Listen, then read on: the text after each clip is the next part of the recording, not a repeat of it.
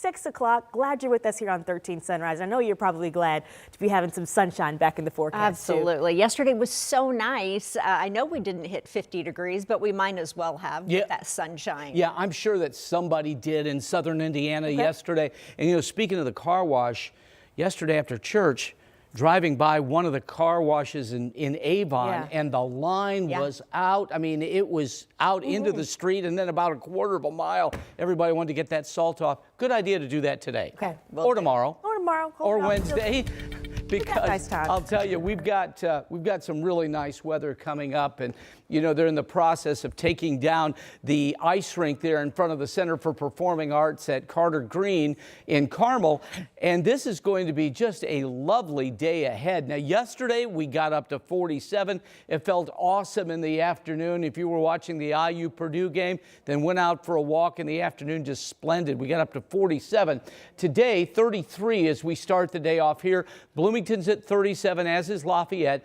At Ball State and Muncie, 38 degrees this morning. And again, 33 everywhere here in the metro, from Indianapolis to Danville, from Plainfield to Carmel, Fishers, Pendleton, Noblesville, Newcastle, and Rushville this morning. And we do have a wind chill. It feels like the mid-20s out there. We'll take that, especially at this time of the year.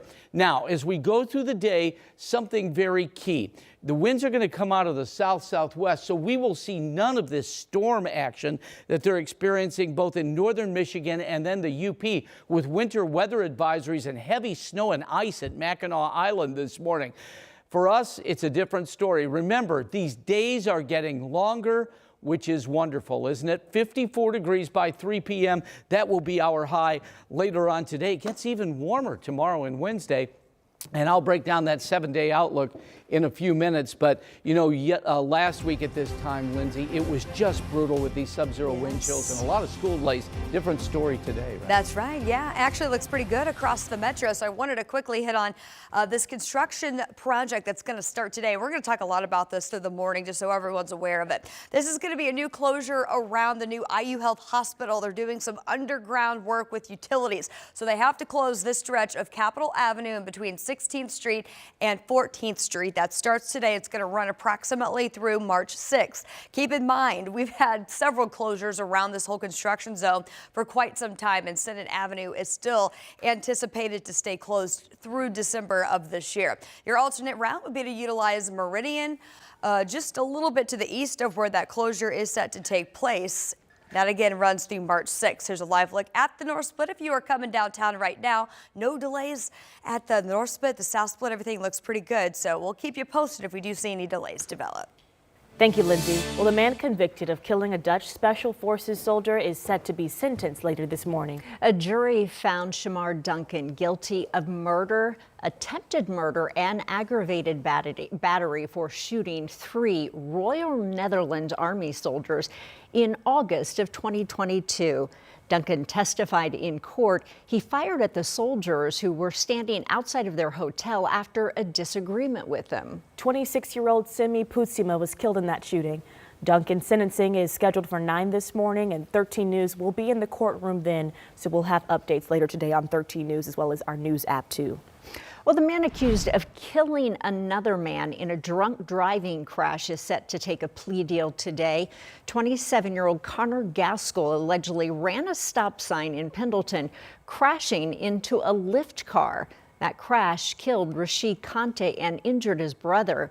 We'll have the details of that plea agreement later today on 13 News. Well, a student at Purdue this morning is facing rape charges as West Lafayette police arrested the 21-year-old late last night. He's facing 2 preliminary counts of rape and 1 count of criminal confinement. Investigators say the alleged crime happened Friday night at an off-campus residence. A woman reported to police that someone sexually assaulted her and identified the suspect. Records show that suspect is now being held in the Tippecanoe County Jail without bond. Well, right now, a West Side community is pushing for answers after they say multiple buildings have been targeted for vandalism. Organizations in the Hawville neighborhood tell 13 News that graffiti is popping up alongside parks and homes, and quite frankly, they're just tired of it. Matthew Foltz is joining us now with more on what this vandalism looks like and some of the solutions they're proposing. Good morning. Yeah, morning to you both. Really, residents tell us that they believe that this was a targeted wave of vandalism, not just on buildings, but churches as well. And this morning, they want help from the police and the community to help catch who's behind it. Now, this is some of the graffiti you see right here on your screen. It was found on a small church at the intersection of 10th and Winfield Avenue in Hallville. Other buildings in the area also have been tagged, and really it's hard to see or make out what exactly the graffiti says or means. Meanwhile, 13 News spoke to the Westside Community Development Corporation, which is one of several organizations frustrated right now over this graffiti. They tell 13 News it feels like the neighborhood's being attacked. I don't know why they're doing it. It just happened to be a building they like or what. Please help us. Ask the people to stop. Identify the people that's doing it, and let them do retribution. Let them pay for the paint and go and paint the building. We don't want nobody to go to jail because they're not really, it's not a personal crime, but it's property crime. And that was Olgin Williams with the corporation you just heard from right there. He says that they have been in touch with police. They have been out there, so that's some good news. But around 10 o'clock this morning, we do know that Williams and other organizations will be meeting to show that damage to the public. Volunteers will also be out to help clean up this graffiti. So right now, it's just a big community effort. Meanwhile, anyone who might know anything, they're asked to give police a call. That neighborhood has worked so long and hard to just, be united in a great community. So you hate to see this for them. Matthew, thanks. Well, there are new details coming out about a deadly crash that happened over the weekend in Wayne County.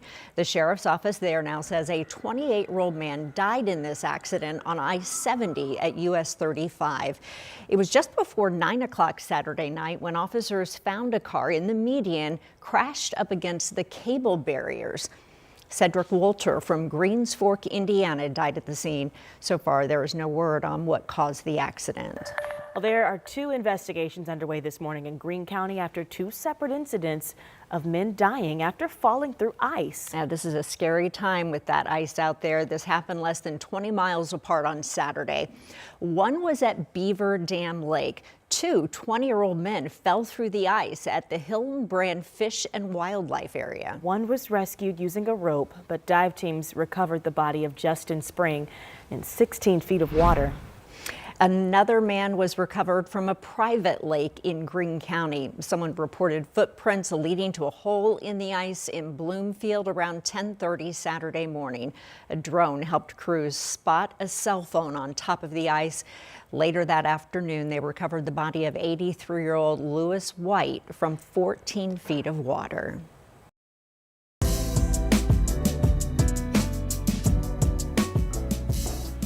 Well, the Universal Ministries Worldwide Assembly presented its annual Black History Month Award service and celebration yesterday.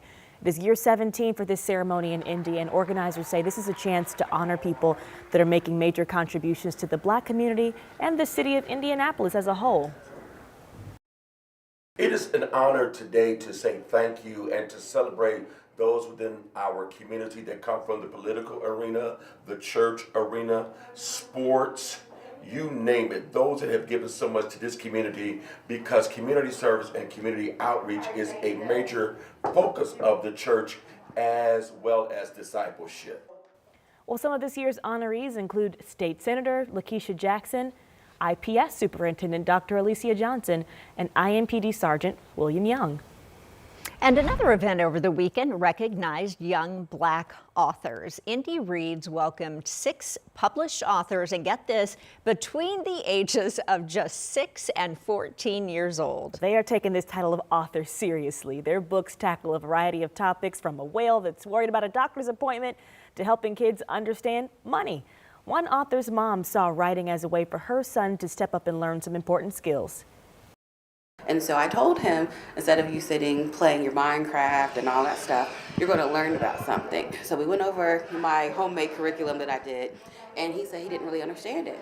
And so I told him, write what you understand in your own words. And so that's kind of how the book came about, is him putting it in his own words so that other kids can actually understand it too.